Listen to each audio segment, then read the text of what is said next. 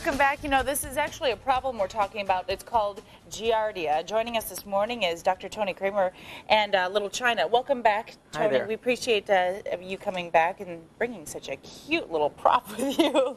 Tell us, first of all, what is Giardia? It's probably a question a lot of people are asking right now. I couldn't even say it. I ask clients every day, is your dog vaccinated for Giardia? And most of them don't have any idea what it is.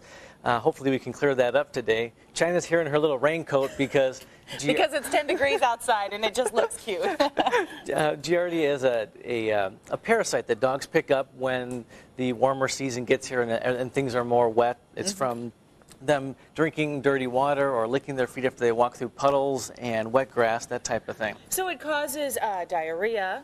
It causes all kinds of problems, but it could potentially be fatal for your pet. It can cause some very severe diarrhea, and probably one of the most important reasons to have them vaccinated is because they can pass this to people, and certainly we don't want that to be a problem in our family. And the effects can be just as devastating?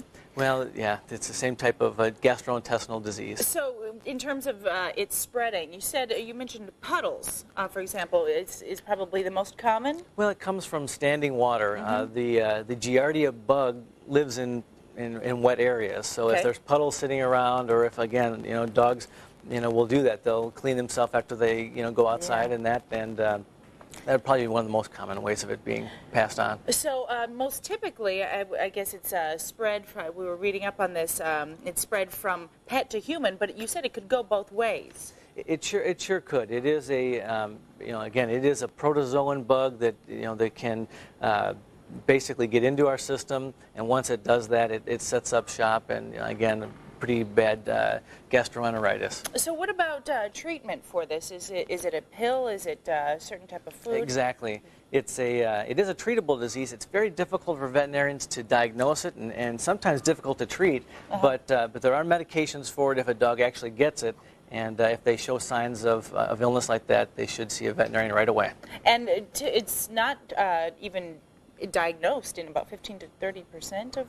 Well, probably see that 15 to 30% of animals have had this. Okay. Some of them get better on their own, but most of them need to be treated. Excellent. Thank you so much for all that information. You're welcome. We appreciate it, and thanks for bringing Little China dolling up the set.